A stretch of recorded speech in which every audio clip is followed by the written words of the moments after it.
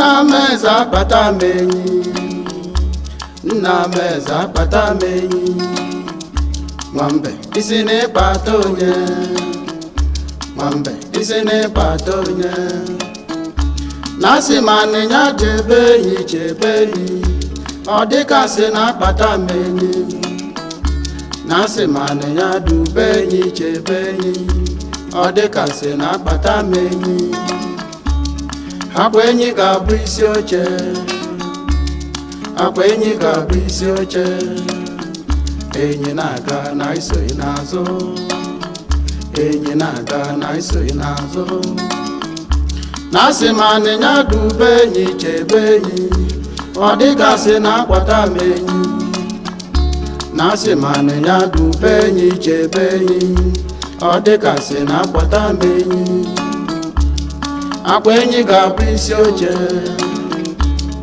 akwa enyi ga-abụ isi oche. Enyi na-aga na isoghị n'azụ, enyi na-aga na isoghị n'azụ. Gbọgbọgbọ ngwọ, gbọgbọgbọ ngwọ. Ka ba kparịsịsịara ya bụ nkata bụ mbe na enyi. Gbọgbọgbọ ngwọ, mbe wee naba. Gbọgbọgbọ ngwọ. E nwere ihe a na-ekwu na Igbo enweghị eze. Ị nwere ike ịkọwatara anyị ihe mere eji asị na Igbo enweghị eze? Ebe anyị batara ebe a hụ obi eze dị otu a, kedụzi ihe mere eji asị na Igbo enweghị eze? Na nke mbụ, ọnwụ na Igbo enweghị eze, okwu a na-akpọ eze ahịa ha dị. Maka akwụkwọ nkọwa, ọsụ ọkọwa na-akpọ dictionary, asụ ndị bekee eze dị na ya, king. And ndị Igbo nwere asụsụ a na-akpọ eze. Ha makwa na Chineke kekere ụwa niile wee eze ka eze, ha na-akpọkwa ya eze. Ya Igbo nwere eze. Kama ihe eji asị na Igbo enweghị eze wụ ugwu na nsọpụrụ dịrị eze, nne na nna na ndị okenye. Iberibe emene ndị Igbo anaghị enye ndị okenye, nne na nna, ndị eze nsọpụrụ na ugwu kwesịrị ha. Ọ ya nwere Igbo enweghị eze. Ma ọ bụrụ ma Igbo buru ụzọ nwee eze, Igbo buru ụzọ nwee eze, maka onweghị dị iche na ndị Igbo na ndị Juu, mba Israel. Ha nwere eze kemgbe ụwa. Ego akwụkwọ nsọ a na-akọwara gị ntọala, asịghị onye amụtara onye a, onye amụtara onye a, onye amụtara onye a. Diọkpara ka a na-akpọ. Ịbịa n'ala Ite Owerri, egwuma site na diji wee ruo onye nke nọ taa, onye amụtara onye a. A na-akpọ nke ịbụ na nke ịtọ. Anyị nwere eze kemgbe ụwa, kama na ugwu na nsọpụrụ ekwesịrị inye ndị eze, ma nne na nna ma ndị tọrọ mmadụ. Onye kpata ego taa, mmiri na-eburu ụwa niile. Onye kpata kọbọ, ọsị awụ ọnwa na-etiri ụwa niile. Onye kutelie otu iko osikapa, ọsị awụ ọchịrị ọzọ. Ọ pụtazie nga a na-eme ihe, okenye agaghị ekwu okwu asị anọdụ ala. Onye eze ihe ekwekwela anya, onye eze enweghị ụgbọ na-efe n'elu. Ọ na-agwa m ndị obodo okwu, anyị ahụ ekwe. Ọ bụrụ ma eze Igbo nwere eze kemgbe ụwa, ọ enyeghị ha ugwu na nsọpụrụ. Igbo nwere eze, kama iberibe emego ka ndị mmadụ kwụsị inye ndị eze na ndị okenye nsọpụrụ. Ọ ife ego. Nke a bụ okwu sitere na ọnụ eze JUN Ezerioha Obi nke 19 nke obodo Ite Owerri. Dịka nwa afọ Igbo ịnụnụ ya, kedu otu isi enye ndị eze na ndị okenye nsọpụrụ tata?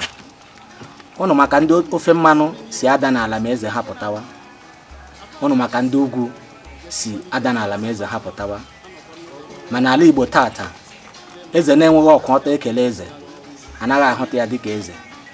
Mana otu ihe doro anyị anya bụ na agbacha ọsọ Igbo si na-aga ọma ya.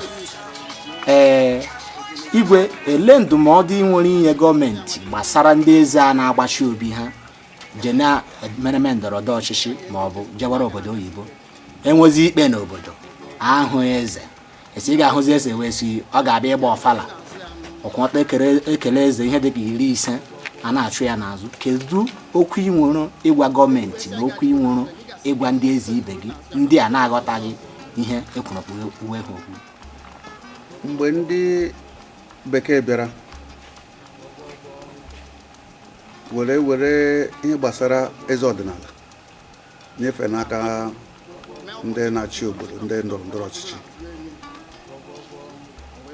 tutu ehiwezie onye eze, gọọmenti ga-eti aka.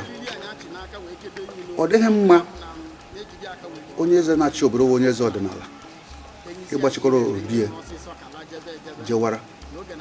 Enwe nsogbu n'obodo agaghị ahụ ya, enwe ikpe agaghị ahụ ya, otu ọbụla siri agaghị ahụ ya. N'iwu gọọmenti ha sị onye eze ọbụla kwesịrị ibi n'obodo ya, nọdụ n'obodo ya.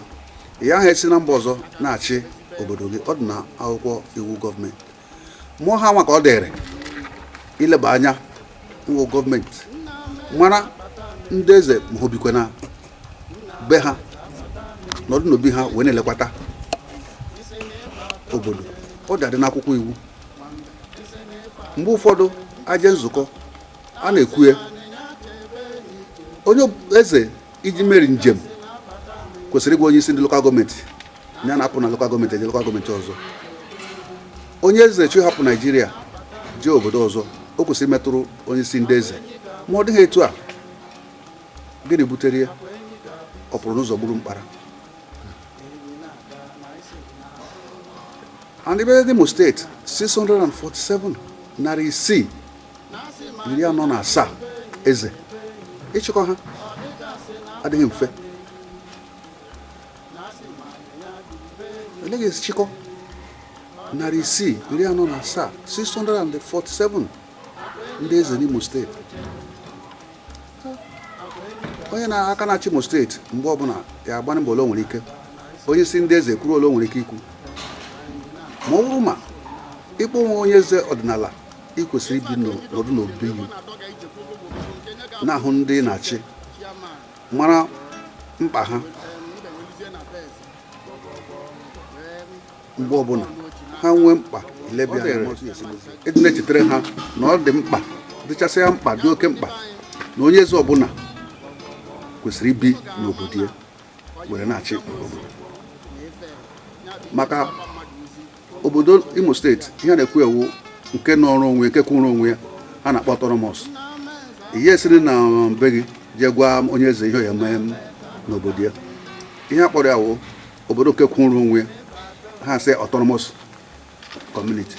Kemgbe ụwa onwebeghị eze Ihite Owerri jere biri na mba were na-achị Ihite Owerri. So ama m onwe m eriri ma ngwugwo m onye kere ya. Onwebeghị akụkọ onye eze Ihite Owerri jere biri na mba. Ile ọnụ ụzọ esi abata obi a na-eme ya mgbachi, ma n'ụtụtụ ma n'ehihie ma n'abalị a na-eme ya mgbachi.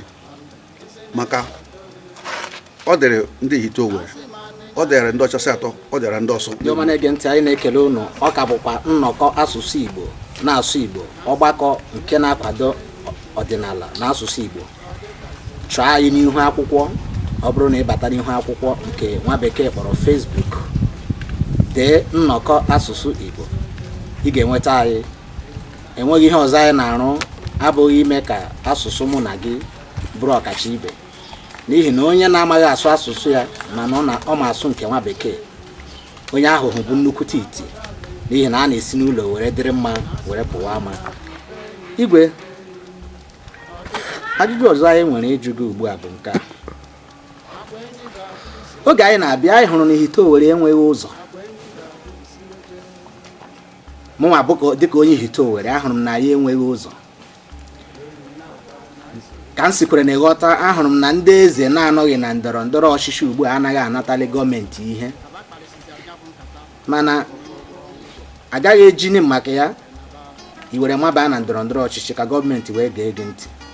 Mana ama na nta akụkọ nke anyị bịara tata ga-eru gọọmenti karịchaa gọọmenti Imo ntị, wee na-ajụ gị kedu ihe ị nwere ịgwa ma ọ bụ ozi kwesịrị izi gọọmenti na-achị ala Imo steeti na ala Naịjirịa banyere obodo Ihite Owerri, n'ihi Ihite Owerri bụ obodo nwere njikọ ha na Anambra, nwere njikọ ha na ọtụtụ mba Imo dịka Idatọ, dịka Ọsụ, Ihitenansa nwere njikọ, Asa Ubiriele, Umuhu Ọkabịa, mana obodo niile a enweghị ebe esi efe nye.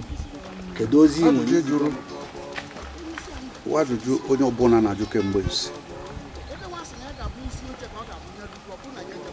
maka abịa na ntuli aka elu na-akpatụ vootu, Ihite Owerri wụ ebe ndị na-achụnta vootu na-abịa nwetakwana ya. Ihite Owerri nọ n'isi n'ala Igbo kemgbe ụwa, ma ọ bụ ihe mwute na abịa n'ihe gbasara okporo ụzọ, Ihite Owerri nọchacha n'azụ. Ihite Owerri nọkwara n'oke Imo na Anambra n'ugwu. Ịgachi Ihite Owerri na-agbago ugwu ịbanye Anambra, ma nchọ ije Anambra ka ọ dị taa, abịa m jebe mgbada ruo Ọlụ, mbịa ruo Ọlụ abịa ruo Iseke, mbịa ruo Iseke ewere mbịa gbagome Ụtụ na Nnewi, were gbadatawa ndị mụ na ha nọ n'oke wakwa ihe dị n'Ọsụ Umenyi. Ndị nwe onye Ọsụ Umenyi, nchọ iji Ọsụ Umenyi taa, tutu ụgbọala m na-eru Iseke, onye ji ụkwụ eruo n'Ọsụ Umenyi. Ma aga m esi nga gbaa Ọlụ ruo Iseke, gbago Ụtụ, were ebe gbadatama ndị mụ na ha nọ n'oke, ọwụ ihe ụzọ ọjọọ bụ eje. Anyị na-akpụrụ obodo ukwu na uru ala nọ n'oke mmiri ụrụ asị, anyị na ndị akpụrụ na-echịkọta ya, anyị na ndị obodo ukwu na-echekwa ya, anyị na uru ala na-echekwa ya. Ma nchọ iji akpụrụ taa, aga m abịa gba moto ruo Ọlụ, were pụta Mgbe, pụta Ụmụchima, were pụta uru ala, were bịaba akpụrụ. Mbịakwa akpụrụ ahụ, nnọdụ na akpụrụ ana m ele be m, ihe ụzọ ọjọọ bụ eje. Ihitenansa, akwụ ụkwara na Ihitenansa ihe dịka Akama ma ọ Nansa, anyị na-anụ ya nga. Ma nchọ ije Akama ma ọ Nansa taa, aga m esi Ọlụ rute Ihiọma, banye Umuhu, banye Asa, pụta Ọzụrụ Ihite, were gbadatawa. Ihe ahụ ụzọ ọjọọ bụ eje. Ndị Igbo si onye anọghị nda jie na-ahụ n'agụgụ ọkụ. Kemgbe oge nwezi nwa afọ Ihite Owerri so na ọkwa gbalitere elu n'ọchịchị, ndị ọbụla ruo ha na-azụ maka ọdịmma be ha. Ma ọkwa ihe mwute maka onye na-anọchite anya Oru East,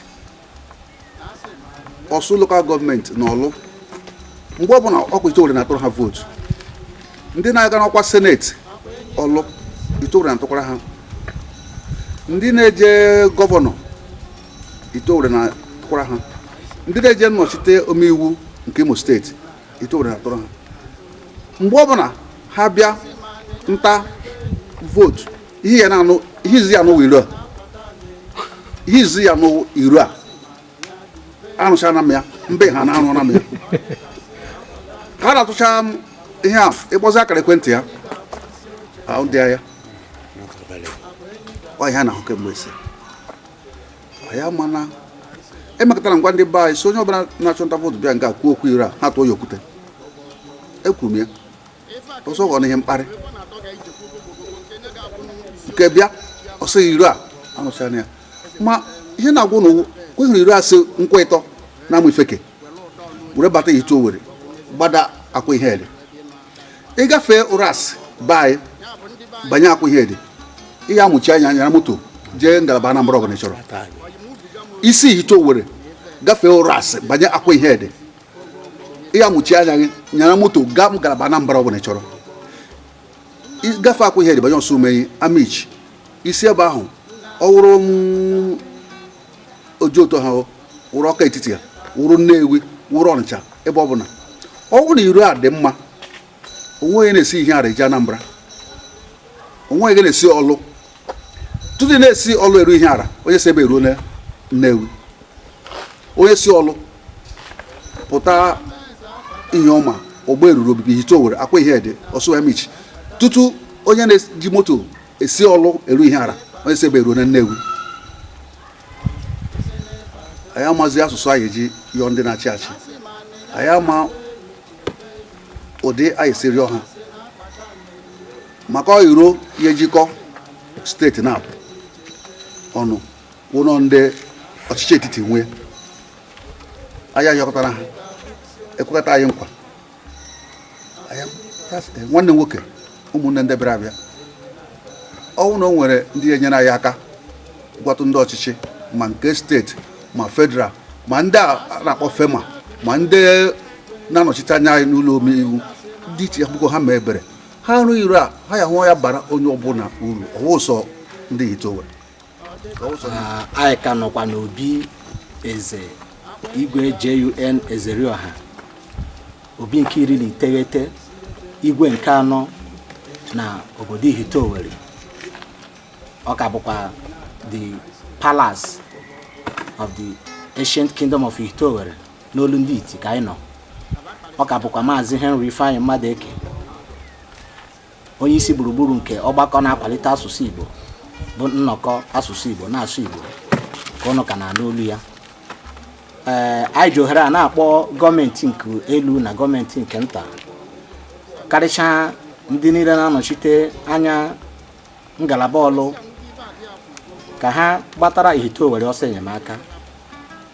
Igwe na-akọwa na ya ga-ekwu maka na nne lọrọ ụwa ya were nne nye wuo ya nke pụtara na ọ gaghị eji maka na ụzọ obodo ya adịghị mma ọ banye ndọrọndọrọ ọchịchị mba. Ọ bụrụ na arụ iro Ihite Owerri ọ ga-enyere onye ọbụla aka ịga ihe dịka obodo Anambra n'ihi na otu ọ dị ugbu a dịka o si kwu ya mụnwachi ịga Nnewi aga m agba ala gburugburu mana ọ bụrụ na ụzọ jikọrọ Ihite Owerri na Anambra dị mma mburu ụgbọala m nkeji 30 anọ m obodo Nnewi. Anyị na-ayọ ọchịchị nna ya ukwu Emeka Ihedioha ka ha jisi ike cheta Ihite Owerri ọ bụghị ịbịa na-ekwe Ihite Owerri nkwa mgbe ọbụla a na-achụta vootu kama onye kwe nkwa ya mezuo nkwa. Ọ bụrụgodị na ikweghị nkwa ihe a na-akọwa taata bụ na Ihite Owerri bụ obodo Chukwu goziri nke bụ na ile anya n'aka nni ha nwere ndị ha na ha gbara agbata obi, ile anya n'aka ekpere ha nwere ndị ha na ha gbara agbata obi, mana ha na agbata obi ha anaghị agụkọ ọkụ, ha anaghị echukọ mmiri n'ihi ụzọ ọjọọ. Igwe udo dịrị gị. Tupu anyị na-asachi akwụkwọ ajụjụ ọnụ a, kedu ozi ị nwere izi ụmụ afọ Ihite Owerri ma ndị nọ na mba ma ndị nọ n'ama banyere ọdịnala na asụsụ Igbo? Nke a bụ ụmụ gị, kedu ozi ị nwere izi ha? Ndewo onye isi gburugburu nnọkọ asụsụ Igbo. Ịma Ihite Owerri anyị a na isi obodo Plateau a na-akpọ Jos wụ otu ihe. Jos wụ Jizọs onye nzọpụta anyị, ya Jesus our Savior. Etu a ka Ihite Owerri dị. Ihite Owerri ihe ọjọọ anaghị ekwu ome na Ihite Owerri. Ihe ọjọọ anaghị akwụdo na Ihite Owerri. Arụ anaghị akwụdo na Ihite Owerri. Nwa afọ Ihite Owerri ọbụla tiri aka n'ihe ọjọọ a na-agate anya. Onwebeghị onye ji ntụ na aghụghọ na ose na ama ba ọgaranya Ihite Owerri. Onye ọbụla ịhụrụ na-eriju afọ Ihite Owerri taa wụ okpo ofufu ya o jiri mee ya. Nwa afọ Ihite Owerri ọbụla tiri aka n'ihe ọjọọ ọ naghị ekwe izu aka akpara ya mere m ji adụ ha ndụmọdụ ebe ọ bụ na nwa afọ ito were nọ ya kpachapụ anya ya mba ọ bụla ọ nọkwanụ ọ mara iwu mba ahụ o dobere ha ndị kwuru mbụ sị ije obodo Rom ị na-eme ka a si eme ọ ihe m na-agwa ụmụafọ itoolu ebe ọ bụla ha nọ n'ụlọ akwụkwọ ọ wee ebe ha na-azụ ahịa ọ wee ebe a na-arụ ọrụ bekee ọ wee ebe a na-eme ihe ọbụla dị mma ha kpachapụ anya ha anya na-eji ihe ọjọọ agba ọgaranya anya anaghị eji ihe ọjọọ ama aka anya anaghị eji ihe ọjọọ etu ọnụ maka obodo anyị ewu ọgbọtọrọkpụ ọ bụrụ na a na-eti aka n'ihe ọjọọ ọ bụrụ na na-akwado ihe ọjọọ mgbe ka ba ya gasara n'ebe ọbụla ha nọ ha kpachapụ anya ha tinye uchu n'ihe ọbụla ha na-eme ọ bụrụ akwụkwọ ka ị na-agụ tinye uchu n'akwụkwọ gị ọ bụrụ ahịa ka ị na-azụ ịmara iwu jikọrọ ịzụ ahịa n'ọnọdụ ịzụ ahịa ị na-eme n'etu ahụ ọ bụrụ ọrụ bekee onye were gị n'ọrụ ịsọpụrụ ya rụọ ọrụ otu o kwesịrị ịdị otu ọbụla o siri chọọ isota arụ ọrụ ya ọ wụrụ bụ aka ị na-agba ọ gaghị ịsọpụrụ ya sọpụrụ nwunye ya gbaa bọyị etu esi agba ịgbachara ọ gaghị bụ etu esi agba ọ ga-enye gị peni ya kpere ekpere lụma ọ ya adịrị gị mma ijene ka ije rituo ọ gaghị ejene ka ije gị na ya zụbazie nwunye ma ọwụ ozi ego ozi ejubeghị makwa ndị awụ mba irube isi na iwu niile n'ọnọdụ niile umeala n'ọnọdụ niile n'ụdị niile onweghị onye Chineke agbawa aka onye kpachapụrụ anya tụọ egwu ya rụọ ọrụ n'ọnọdụ kwesịrịnụ Chineke agbawa aka ya wụ ụmụ itoolu ebe ọ bụla ha nọ ha etinye n'aka n'ihe ọjọọ ha eche n'echiche ọjọọ otu nzuzo ha etinye n'aka ihe niile ịtọrọ mmadụ osi egbe na mma tigbuo ozugbo ha etinye aka eji ihe mara anyị kama anyị ga-erichi afọ dachi ụzọ ahịa gbara ọnụ ya wụ ndụ anyị n'Itoowere and onye ọbụla na-eme ihe ọjọọ bata Itoowere ọ naghị ekwe izu dịka m gwara ụnụ o nwere ụmụaka na ba tọrọ na nkwagwa mmiri ụmụhụ afọ 6 gara aga ụmụ nwoke na-abụ atọrọ sọsọ ha wụ ụmụ nwoke nne ha na ha ji and a tọrọ ha n'ụdị na ha ha lụọ ije ahụ maka ndị tọrọ ha wụ ụmụnna ndị nwe ha ma dịka Chineke Itoowere si mee ha Chineke ito akwụmakọ ha kwata ha Itoowere wee zọpụta ụmụaka na-abụ ahụ o nwere ofu onye osi ya mara ama nyere ọlụ nsogbu na Itoowere nke aka kpara ya a na-akpọ ya stone ka ọgịnị amama ha na-akpọ na Itoowere nke aka kpara ya nwa afọ Itoowere chọrọ ịbara onwe uru ya esepụ aka n'ihe ọjọọ isepụrụ aka n'ihe ọjọọ hụ na Chineke doziri Itoowere n'ụzọ pụrụ iche onweghị nwa Itoowere a na onwekweghị ụdị ndị bara uru aga nwebere Itoowere anya ole ka m agụ nna m eje akwụkwọ ma o meriri mgbe ọ nọ ji ike na elekshọn etiti mgbe ọ nọ ji ike si obodo Amerịka lụ nna m ga-eji akwụkwọ merie ya na ntụliaka Zik ụnụ na-anụ bịara nga amechọrọ eje gbote akwụkwọ dere afọ 1957 bịa na-ayọ Awolowo ha abịa na nga onweghị ndị chịrị Naịjirịa abịaghị n'obi a onweghị nna m hiwere ọnọdụ ndị eze na Eastern Region wụzi steeti itenanị we so Itoowere onweghị ụdị mmadụ Dr. Leme amarata Itoowere ya wụ dọkịta bekee izizi ọlụ niile nwere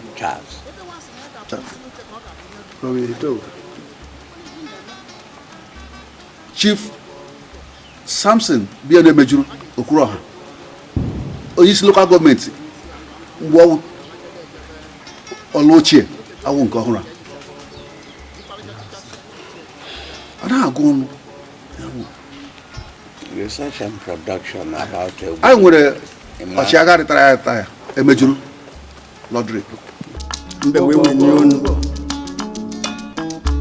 nna m eze akpata m enyi nna m eze akpata m enyi enyi isi anyị sị gịnị nwambe isi na-ịkpata onye nwambe isi na-ịkpata onye mbe si ya mba na-asị ma anịnya chebe enyi ọ dịgasị na-akpata m enyi na-asị ma anịnya chebe enyi ọ dịgasị na-akpata m enyi akwa enyi ga-abụ isi oche akwa enyi ga-abụ isi oche enyi na-aga na isoghị n'azụ enyi na-aga na isoghị n'azụ na-asị ma anịnya chebe enyi ọ dịgasị na-akpọta m enyi na-asị ma anịnya dube enyi chebe enyi ọ dịgasị na-akpọta m enyi akwa enyi ga-abụ isi oche akwa enyi ga-abụ isi oche enyi na-aga na isoghị n'azụ